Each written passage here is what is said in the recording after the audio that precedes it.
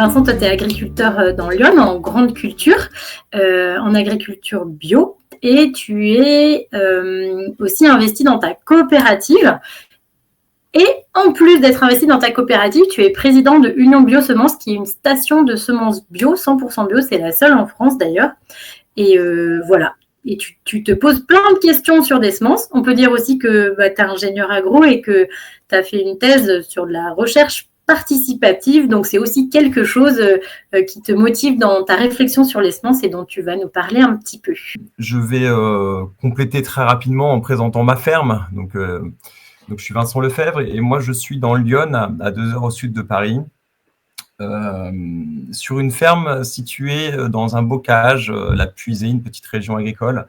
Et c'est une région qui est assez difficile. C'est pour ça que dans le titre ou dans ce que j'essaye de développer moi sur la ferme, c'est un système de production viable, donc viable pour moi et la famille, mais aussi robuste dans le sens de trouver une stabilité par rapport aux aléas qui peuvent être climatiques, mais qui peuvent être aussi économiques.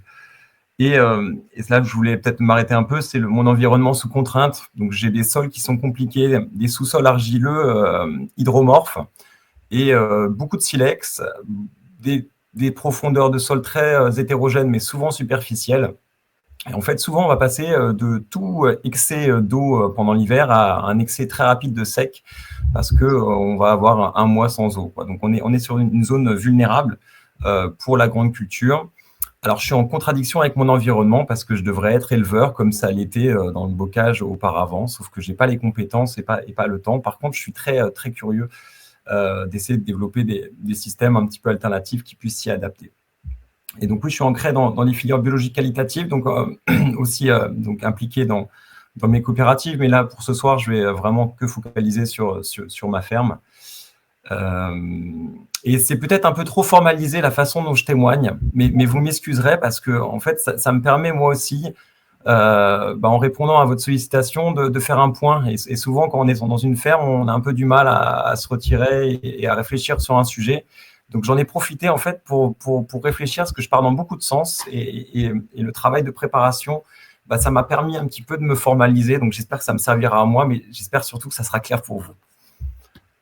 Voilà, donc moi, sur cette ferme-là, comme je vous l'ai dit, les potentiels sont faibles. Je ne travaille sans intrants, si ce n'est que le seul intrant que j'ai, c'est la semence. Et je vais avoir 4 leviers dans ma stratégie au quotidien que je vais essayer d'actionner pour améliorer notamment le fonctionnement de mes sols et derrière tirer un bénéfice de mes productions. Le premier levier, c'est le choix de l'agriculture biologique. Donc là, on va promouvoir la biodiversité par le fait qu'on n'ait pas d'intrants chimiques. Le deuxième levier que je vais actionner, c'est le fait de promouvoir la diversité de plantes cultivées. Donc pour une maraîchère, ce n'est pas grand-chose d'avoir une vingtaine d'espèces, mais pour un système grande culture, ça représente déjà pas mal. Donc, je vais avoir une vingtaine d'espèces. Ici, le petit camembert que vous avez, c'est mon assolement en 2023. Et aussi, sur cette diversité cultivée, on va avoir une échelle spatiale, c'est-à-dire qu'au sein même d'une parcelle, toutes mes parcelles vont être en association de culture. Donc, je vais avoir plusieurs espèces sur une même parcelle. Donc, l'idée, c'est de trouver de la stabilité dans le temps. Le troisième levier que je vais essayer d'actionner, c'est la diversité des plantes de service. Ma collègue tout à l'heure, Marguerite, en parlait. Les couverts végétaux, c'est super important dans nos systèmes. Je peux parler aussi, nous, dans les systèmes bio grande culture, de l'importance du trèfle et de la luzerne. Vous le voyez d'ailleurs dans mon petit camembert de l'assolement 2023. Le plus grand camembert, c'est le trèfle et la luzerne. C'est la part de l'assolement que j'ai le plus sur la ferme. Et il est simple, c'est pas pour tirer un profit économique, c'est clairement pour alimenter mon sol qui alimentera les années suivantes mes cultures. Donc, nourrir mon sol. Et puis, je fais également de l'agroforesterie et j'utilise pas mal de couverts végétaux en interculture. Et c'est pareil, je trouve que c'est une branche à enjeu très importante. Le quatrième levier que je vais essayer de mobiliser, c'est celui qui me mobilise le plus de temps, en tout cas dans ma réflexion et dans mon quotidien d'agriculteur, c'est le côté diversité intraspécifique. C'est-à-dire que c'est bien mignon de penser diversité spécifique, avoir plein d'espèces, mais quand on sait la richesse qu'il peut y avoir au sein même d'une espèce, on a envie d'un peu de la toucher du doigt. Et j'essaye de la toucher du doigt sur la ferme, en travaillant majoritairement sur du blé, sur des avoines, sur des orges, sur aussi quelques légumineuses, et en essayant de faire de la sélection paysanne dont j'essaierai de vous présenter tout à l'heure quelques éléments. Donc voilà en gros ce que j'essaie de faire dans mon quotidien, et en tout cas moi c'est ce qui m'anime beaucoup. Maintenant, je vais essayer de vous présenter un petit peu le formalisme que j'ai apporté par rapport à cette question, parce qu'effectivement, en fait, sur ma ferme, j'utilise beaucoup de semences à des provenances très diversifiées. Comme je disais tout à l'heure, hein, c'est le seul intrant que j'ai sur la ferme, hormis la mécanisation et le fuel. Ce que je vous propose, c'est d'imaginer deux axes. Le premier axe que j'ai mis, c'est l'axe des abscisses, et on va avoir sur le côté gauche plutôt un axe qui correspond à des sélections qui sont peu enclins à une forte valeur proche de l'agriculture biologique, si ce n'est qu'on va respecter stricto sensus le cadre, le cahier des charges de l'agriculture biologique, quoi. Et plus on va se déplacer sur la droite, plus on va avoir l'agriculture biologique vue comme un modèle agricole avec des dimensions sociales, avec des dimensions culturelles beaucoup plus larges, donc notamment la recherche d'autonomie pour les paysans, le fait de promouvoir du collectif. Un point essentiel quand on est bio, c'est qu'on veut nourrir sainement la population, donc avoir aussi une vision sur les filières. Et quand on va s'attarder sur la sélection, il y a un point clé, c'est souvent le temps qui a été mobilisé pendant tout le cycle de sélection dans les conditions bio. J'ai marqué ça, longévité en bio. En gros, on va avoir quelques facteurs qui vont plutôt pousser vers des valeurs très fortes vers la bio. Donc ça, c'est mon premier axe. Et je vous propose l'axe des ordonnées qui va être différent, qui va être plutôt l'adaptation de la sélection, si elle se fait tout en bas à une échelle plutôt très générique, c'est-à-dire qu'on va chercher une sélection, une semence qui soit adaptée à plein d'endroits différents, donc une large échelle possible. Et souvent, dans ces cas-là, on va mobiliser des intrants extérieurs pour essayer de lisser les contextes, notamment les pédoclimats. Et à base d'intrants, en fait, on arrive à stabiliser de l'hétérogénéité.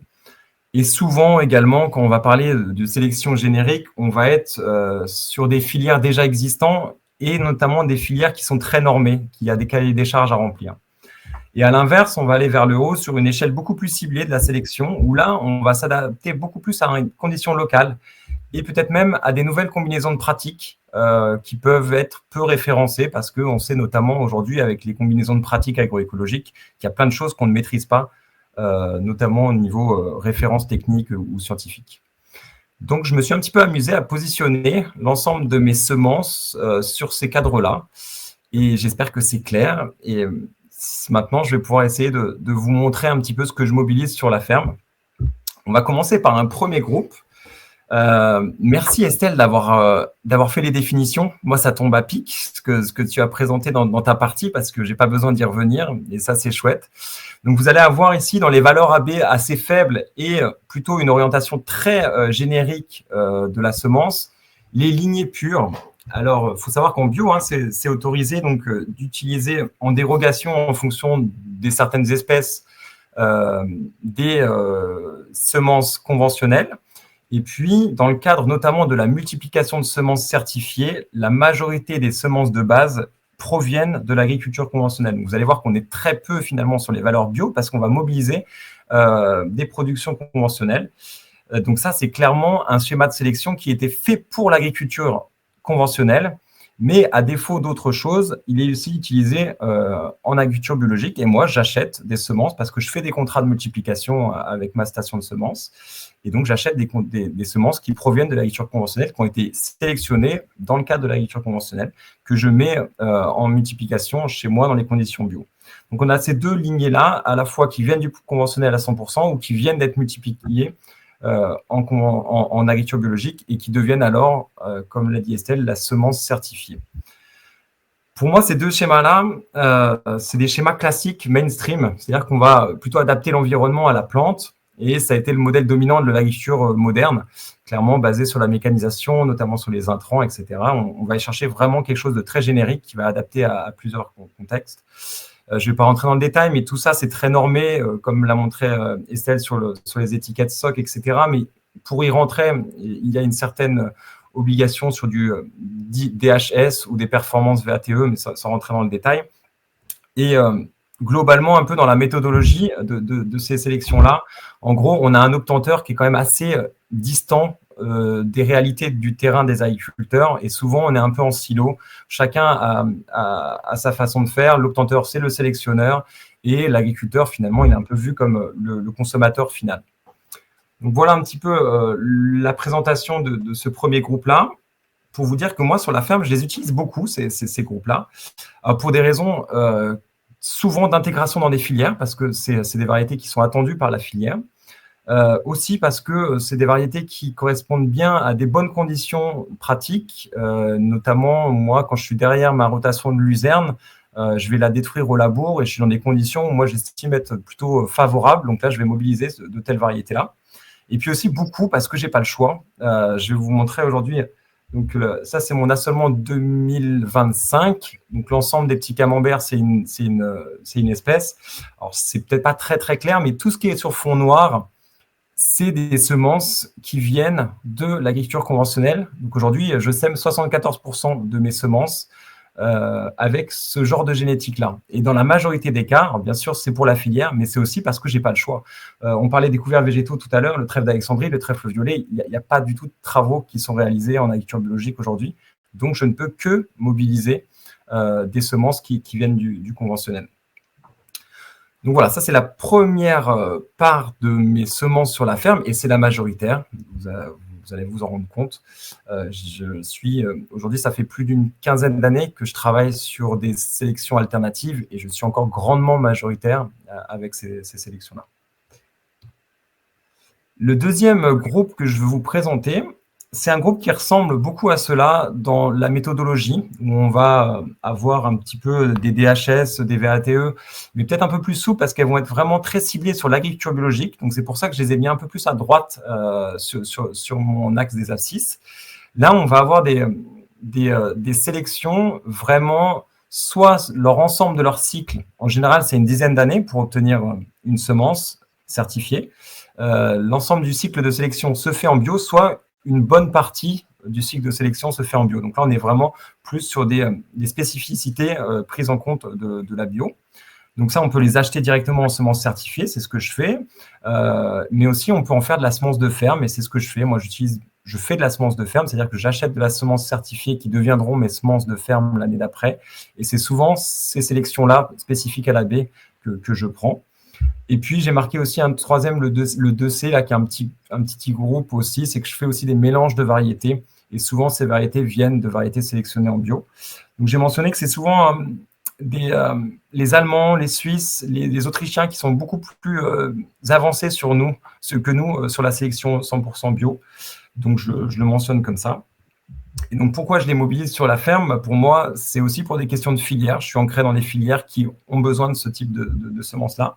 Je reste sur les mêmes pratiques. On est plutôt sur des pratiques favorables. On va essayer de se mettre en tête de rotation, derrière la bourre. Et puis, pour moi, c'est aussi important le côté défense du système bio. C'est-à-dire qu'il y a des obtenteurs qui font l'effort de travailler tout leur cycle en 100% bio. Et je trouve que d'acheter leurs semences, c'est aussi un moyen de cautionner leur travail. Parce qu'en général, quand on va faire de la sélection en bio, on va prendre beaucoup plus de temps parce que le temps de multiplication, du fait de la productivité moindre, va être plus long. Donc ça, c'était mon deuxième groupe que j'ai identifié sur la ferme. Et si on veut lui donner un chiffrage, aujourd'hui, je mobilise à peu près 15% de mes variétés, de ces variétés 100% bio. Principalement, c'est les céréales, c'est des choses qui sont assez simple à faire, donc l'engrain, le grand épeautre et le blé tendre, et la majorité d'entre elles proviennent de Suisse ou d'Allemagne. Le troisième groupe dont je veux vous parler, c'est le matériel hétérogène biologique. Alors, Estelle a peut-être fait exprès de ne pas le définir, donc ça veut dire que ça sera à moi de porter ça. L'idée, là, vous voyez, j'ai monté en termes de ciblage. Sur l'échelle ciblée, sur l'ordonnée, vous avez vu, il est plus haut. Parce que dans le matériel hétérogène biologique, il y a une question de dynamique. C'est-à-dire qu'on va sélectionner une grande diversité génétique de semences. J'ai un schéma juste après, si j'ai le temps. On va essayer de promouvoir la diversité génétique et on va ensuite multiplier dans des endroits différents, ou sur sa ferme en tout cas. Et le fait d'avoir une grande diversité génétique de base va nous permettre d'identifier les individus qui s'adaptent le mieux à nos conditions pédoclimatiques ou à nos combinaisons de pratiques. Donc, il y a une réflexion dynamique dans cela, et le MHB, matériel hétérogène biologique, a été rendu possible très récemment par l'Union européenne Donc, on peut vendre du matériel hétérogène biologique depuis 2021. Donc, c'est quand même quelque chose d'assez récent. Et moi, je m'y intéresse beaucoup parce que il y a une composante collective sur laquelle je travaille le MHB. J'ai marqué sur la slide l'ensemble des partenaires. On est dans une démarche participative, une recherche participative pour développer, donc, au sein de l'Union Biosemences, du matériel hétérogène biologique. On est en collaboration avec l'INRAE.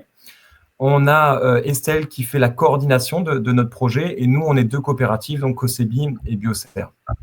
Donc, pour moi, ça, c'est vraiment très important, le côté collaboratif et le côté présence des chercheurs et présence des paysans autour de la table pour développer ce matériel-là. Donc, dans ce matériel-là, ce que je disais tout à l'heure, c'est on va essayer de promouvoir la diversité génétique et finalement, par cette promotion de diversité génétique, on ne va pas adapter l'environnement à la plante, on va adapter la plante à son environnement. Donc, elle va évoluer différemment, que ce soit chez moi, chez mon voisin ou chez l'agriculteur qui est à 400 km de chez moi. Donc ça, on y travaille depuis 2018. Vous allez voir que c'est du temps long. On prévoit de notifier l'année prochaine pour vous tenir au courant. Donc, ça va faire 8 ans que l'on travaille dessus. Et moi, pourquoi je m'y suis intéressé? Parce que pour moi, le levier génétique n'a jamais été travaillé en agriculture biologique, ou quasiment pas, si ce n'est chez les Allemands et les Suisses, comme je l'ai montré juste alors. Mais le levier génétique est pour moi un levier essentiel sur une ferme pour développer l'agroécologie. Bien sûr, je vous l'ai dit aussi, moi, c'est le côté participatif qui me motive énormément.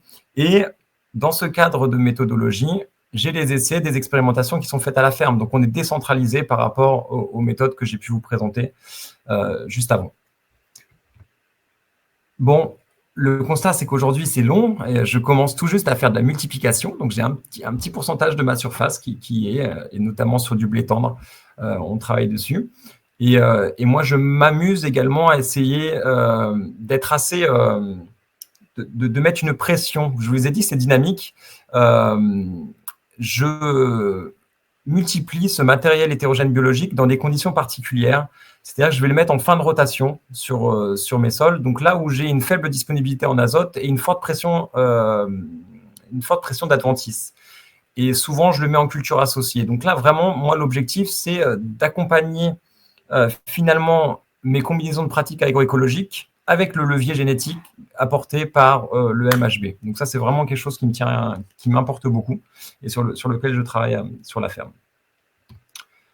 Je vous mets juste le schéma pour vous montrer ce que c'est finalement, comment on fait pour créer de la diversité génétique et donc le travail de MHB sur lequel donc on est en partenariat avec l'équipe d'Isalvel, le Grand Ringer à l'INRA du Moulon. On a une méthodologie qui s'appelle les CCP, Composite Cross Population. L'idée, c'est de croiser 2 à 2, 6 parents. Donc, les parents, pour vous montrer un peu l'exemple de la recherche participative, les parents ont été choisis par les paysans. Donc, on a choisi des variétés, dans 2 cas, des variétés locales, landrace, des populations locales.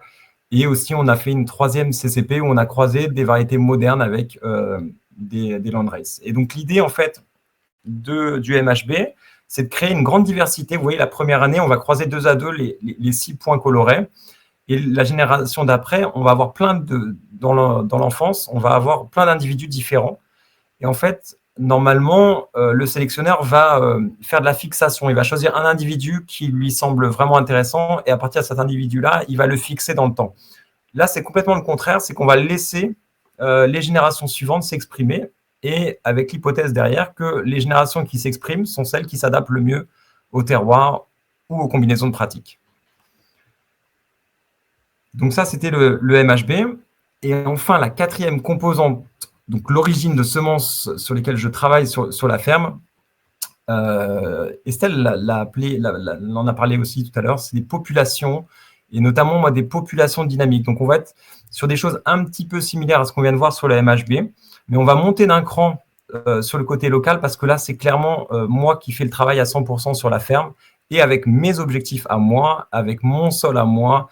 Donc, il y a un degré de ciblage local qui est supérieur et donc, bien sûr, en 100% agriculture biologique. Ça, j'ai commencé ce travail-là en 2010 de manière un peu c'était non volontaire au départ. Moi, c'était un travail de conservation qui me plaisait. J'ai récupéré une 50aine de variétés de blé dans un conservatoire et j'ai décidé de les semer comme au jardin, on fait des lignes les unes après les autres. Et en faisant ce travail-là, j'ai découvert ce qu'était la diversité génétique en termes phénotypiques, c'est-à-dire que j'ai découvert une grande diversité de tailles, de barbes, de couleurs. J'ai vraiment pris conscience de ce qu'était la diversité des blés d'antan, des blés de pays. Et en fait, j'ai vu aussi que ça s'adaptait très bien à des sols qui étaient compliqués chez moi. J'avais mis ça sur un petit bout de parcelle très caillouteux et j'avais mis des variétés modernes à côté. Et en fait, j'ai pris conscience qu'il y avait quelque chose, il y avait un potentiel. Et à partir de 2010, donc j'ai décidé de mélanger les individus qui me semblaient les plus adaptés à ce terroir très riche en silex. Et j'ai mélangé une 30aine de variétés qui me semblaient, moi, les plus adaptées. Et ces variétés-là, je les ai ressemées, récoltées, ressemées, récoltées, ressemées, récoltées. Et en 2016, j'ai pu obtenir un hectare. Et à partir de là, un hectare, on peut commencer à travailler sur des plus grandes zones. Se posent aussi plein d'autres questions d'ordre de filière, etc. On pourra peut-être aborder dans les questions si ça vous intéresse. Mais l'idée, c'est vraiment, voilà, c'est un travail à la ferme. Souvent, les populations dynamiques sont faites de manière collective. Et moi, je n'ai pas eu la chance de rentrer dans un collectif, mais je l'ai fait de manière individuelle, ce qui est aussi un peu, je pense, moins réussi que ce que peut faire le collectif, ou en tout cas, c'est souvent plus lourd, mais au moins, j'ai pu vraiment y mettre les objectifs que je recherchais. Donc là, dans ce cas-là, on adapte clairement la plante à son environnement local et à ses combinaisons de pratiques. Pour moi, ça a été initialement juste un objectif de conservation, et puis en fait, je me suis rendu compte que ça y est, je parlais de la semence. Avant, j'en parlais à mon père. Mon père était agriculteur avant moi, mais la semence, voilà, il l'achetait, c'est tout, pas par coût de 200 kilos à 5 tonnes. Mais enfin, voilà, il n'y avait pas ce lien où beaucoup de choses est manuel. Il y a une reprise en main, clairement, de la semence sur la ferme. Et ça pour moi, ça a été une super découverte. Et ça, je vous l'ai dit aussi, c'est que c'est très dynamique. C'est-à-dire que dans le temps, il va y avoir des individus qui vont disparaître, et tant pis. Et il y a des individus qui vont rester et qui vont devenir prioritaires, prépondérants, parce qu'ils vont bien s'adapter soit à mes pratiques, soit à mon terroir. Donc pour moi, derrière les enjeux, et pour lesquels je veux défendre ce type de sélection, c'est que c'est un patrimoine culturel à défendre et une reprise en main aussi d'autonomie pour les paysans. Et clairement, il y a un levier aussi, quand on va reparler d'agroécologie, de combinaison de pratiques agroécologiques, pour améliorer la stabilité des productions. Donc pour finir, je suis à peu près aujourd'hui, après 14 ans de travail, à 10% de mon assolement qui provient de sélections faites 100% à la ferme, donc, principalement sur les céréales parce qu'elles sont autogames et c'est plus facile à faire, mais j'ai essayé des allogames et j'ai essuyé pas mal d'échecs, mais je continue encore sur certaines. Donc voilà un peu en synthèse l'ensemble des possibilités, en fait, c'est que sur ma ferme, et je pense qu'il en existe bien d'autres ailleurs, mais voilà, ce que je veux partager, moi, c'est que tout n'est pas venu d'un coup. Finalement, on était très ancré dans le groupe 1, classiquement, quand on est paysan, agriculteur, au départ, on achète sa semence ou on fait notre semence de ferme, et on va souvent pas suffisamment loin dans le questionnement, mais moi, voilà, c'est venu petit à petit, c'est des choses très dynamiques, et ce que je dis incrémental, c'est que ça s'est fait pas à pas, quoi. Je n'ai pas tout fait d'un coup, et je suis encore loin d'évoluer là où j'aimerais évoluer, et je sais que je maintiendrai sur ma ferme l'ensemble, à mon avis, de ces groupes-là. Je n'ai pas d'intérêt à être dogmatique dans un sens ou dans l'autre. Aujourd'hui, toutes ces semences différentes, toutes ces sélections différentes ont une place dans ma ferme. Et donc, en synthèse et perspective, finalement, dans le groupe 1, on va être vraiment sur du schéma classique, mais qui sont intéressants pour les paysans parce que c'est des schémas très performants.